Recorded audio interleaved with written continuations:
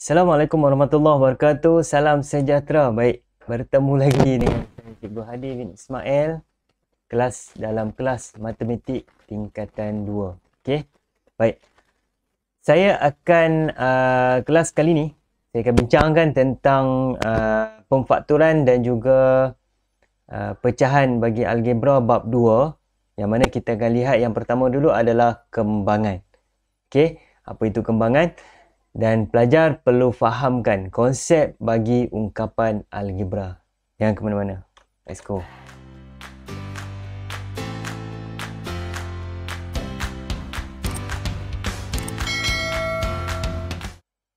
Okey. Kalau pelajar boleh nampak kat atas ada, ini adalah objektif yang akan kita belajar. Yang pertama, maksud bagi kembangan dua ungkapan algebra. Dan yang kedua, melaksanakan kembangan dua ungkapan algebra. Okey. Dua ungkapan algebra. Kena faham tu ya. Baik. Kita tengok yang pertama. Kembangan ungkapan algebra, iaitu maksud. Apa itu kembangan ungkapan algebra? Dia kata, hasil pendaraban satu atau dua ungkapan di dalam kurungan. Okey. Ini yang akan pelajar tengok nanti. Tapi sebelum tu, kita lihat. Ungkapan yang menggabungkan nombor, pemboleh ubah atau simbol matematik lain. 1, 2, 3, 4. Ini kita panggil nombor. Okey. Ini adalah nombor. Saya patah balik kepada konsep yang awal-awal supaya pelajar boleh faham. Okey. Pemboleh ubah. Kita ada A, B, C, Z, X, Y dan sebagainya lah. Selalunya diwakilkan dalam bentuk huruf. Okey, ini adalah pemboleh ubah. Alright. Simbol matematik. Simbol matematik. Sorry. Okey. Kurungan. Okey. Bahagi. Darab. Tambah. Tolak. Ini disebut sebagai simbol matematik ataupun kita panggil dia sebagai operation. Okey. 2A tambah 5. Kita ada nombor, kita ada simbol matematik, kita ada pemboleh ubah. Ini adalah ungkapan algebra. Pelajar kena faham tu. Ini ungkapan algebra. Okey. Kemudian apa lagi yang perlu pelajar faham? A tambah A sama dengan berapa A? A tambah A berapa A? Jangan kata A kuasa 2. Ini bukan darab. Ini adalah tambah. Okey.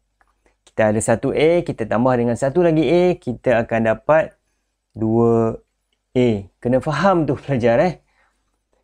A darab A.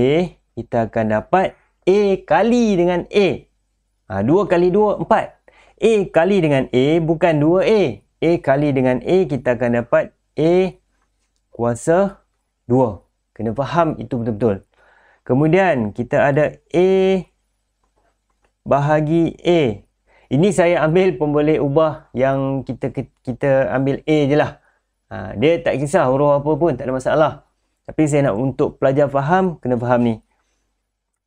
A bahagi A ataupun bahasa mudahnya adalah A per A. Diringkaskan, kita dapat 1. A pergi mana? Hilang. Kenapa hilang? Sebab dia adalah operasi bahagi. Pemboleh ubah yang sama bila dibahagikan, dia pun hilang. Okey, kita hanya tinggal 1. Apa lagi? A tolak A. A tolak A. Dia tak tinggal 1. Jangan salah. A tolak A, sifar. Habis terus. Tapi kalau 2A tolak A, kita tengok pemboleh ubahnya adalah A. Nombornya 2 tolak 1, tinggal 1. Jadi tulislah tinggal A. Ini yang pelajar perlu konsep yang penting untuk pelajar faham. Konsep bagi dalam ungkapan algebra. Baik, kita tengok yang seterusnya. Kembangan dua ungkapan algebra. Dia bagi contoh dekat sini dalam bentuk segi 4. Dia kata menentukan luas segi 4 ABEF. ABEF. Inilah yang kecil kan. Okey. Dia kata hitung luas ABEF dengan menggunakan dua kaedah di bawah. Dua kaedah yang boleh diguna pakai. Alright. Yang pertama, luas ACDF kita tolakkan dengan luas BCDE, kita boleh dapat luas ABEF. Kaedah yang kedua, kan? Yang pertama saya gunakan pen hijau. Okey, kita ambil luas panjang ni. Okey, kita tolak dengan yang ni. Kita dapatlah yang ABEF. Ataupun kaedah yang kedua, saya padam dulu. Okey, kaedah yang kedua dia kata luas ABEF. ABEF sama dengan panjang darab lebar. Kan? Ini panjang ni. Ini panjang dia. AB panjang dia. Kita darab dengan lebar dia. EF. Bukan. AF ataupun BE. Lebar kita tahu. Panjang kita tak tahu. Okey. Kita boleh selesaikan kedua-dua. Jom kita try tengok. Luas ACDF. Cuba tengok. ACDF sama dengan 5X. Yang ini. 5X darab dengan 3. 5X darab 3. Kurungan 3. Tolak dengan BCDE. Okey, BCDE 3 darab 3. 3 darab 3. Bermaksud dekat sini kita akan dapat 5 darab 3, 15X. Tolak 9. Ini kita punya luas dia. Kalau kita lihat dekat sini, EF. Panjang kan? Panjang AB. Dia ambil kat sini adalah panjang EF. Sama dengan panjang AB lah. Okey. Panjang EF ataupun EF sama dengan AB. Okey. Kita boleh kata yang AC 5X. ED 3. Jadi baki AB ini adalah sama dengan 5X tolak 3. Jadi letaklah kat sini. 5X tolak 3 darab dengan AF. AF adalah sama dengan BE iaitu 3. Letak 3 kat sini. Jadi dia boleh dibentukkan dalam 5X tolak 3 darab dengan 3. Jadi sekarang cuba kita selesaikan. 3 darab dalam, 3 darab dalam. 3 darab 5X, kita dapat 15. 5 kali 3, 15X. Tolak 3 darab 3, 9. Kurungan, ini adalah sentimeter persegi.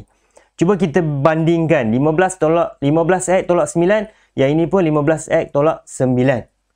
Itu yang dimaksudkan bagaimana kembangan ungkapan algebra berlaku. Okey. Baik, kita lihat contoh. Contoh. Yang pertama, kembangkan setiap ungkapan yang berikut. Sebelum kamu nak kembangkan dia, pelajar perlu kena ingat, ini adalah asas bagi operasi dalam kembangan. Positif darab dengan positif, hasilnya mesti positif. Positif darab negatif, hasilnya adalah negatif. Cikgu, apa benda positif, apa benda negatif? Baik. 5. Ini adalah nombor positif. Kamu belajar dalam tingkatan 1, integer. Nombor positif, nombor negatif. Negatif 2. Ini nombor negatif. 5 darab 2. Positif darab positif. Jadi 10 positif. Perlu tulis? Tak payah kalau positif. Negatif 2 darab 4. Negatif darab positif. Sama dengan negatif. Kena tulis 8. Faham? Right. Seterusnya. 7 darab negatif 3. Positif darab negatif. kurungan sikit. Okey, jadi negatif 21. Okey, seterusnya negatif 5 darab negatif 2. Negatif darab negatif positif, hasil positif. Jadi tak perlu tulis tandakan. Tak perlu tulis tanda dia, terus kita boleh tulis hasil. Yang ini pelajar perlu faham dulu lah. Kebanyakan saya jumpa pelajar dia memang ada masalah kat sini. Dia tak boleh nak macam mana, kenapa tiba-tiba positif cikgu? Kenapa tiba-tiba negatif? Apa benda ni? Kena fahamkan konsep bagi operasi nombor positif dan negatif ni. Okay? Alright. Kita lihat satu contoh. Kalau dia bagi macam ni, okay, saya salin baliklah kat sini. 6 kurungan A 3 tambah 4W. Kita nak selesaikan. Bila kembangan ungkapan algebra nak diselesaikan, di luar kurungan perlu didarab dalam kurungan. Jadi yang ini kita perlu darab yang ini. Dan yang ini perlu didarab dengan yang ini. Ataupun kita boleh tulis dia dalam bentuk 6. Dia pecah dia kepada 2 ni. Darab dengan 3. Yang ini pun darab dengan 4W. Okey. 6 darab 3 sama dengan 18. 6 darab 4W sama dengan 24W. Okey. Operasi tadi adalah tambah. Jadi hasil kita dia akan pergi dapat 18 tambah 24W. Okey. Kita tengok lagi. Yang seterusnya, yang D. Saya ambil yang D lah. Okey. Yang D.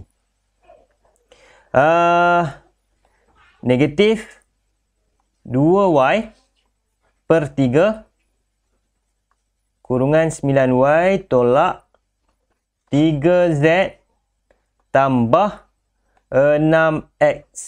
Okey. Ini payah sikit, panjang sikit kan? Sebab dia ada nombor pecahan. Okey. Sekarang ni, yang di luar kurungan, kita perlu darabkan dengan dalam kurungan. Yang di luar perlu darab dengan di dalam. Okey, kita selesaikan satu persatu. Sama dengan negatif 2Y per 3. Kita tulis dulu lah. Darab dengan 9Y. Okey. Kemudian negatif 2Y darab dengan negatif 3Z. Okey. Negatif 2Y per 3 darab dengan negatif 3Z. Dan seterusnya, okay, negatif 2Y per 3 darab dengan 6X. Baik, pelajar cuba lihat. Pelajar boleh lihat kat sini, kita dah permudahkan dalam bentuk yang lebih mudah bagaimana proses kembangan boleh berlaku. Jadi sekarang kita perlu darab je lah.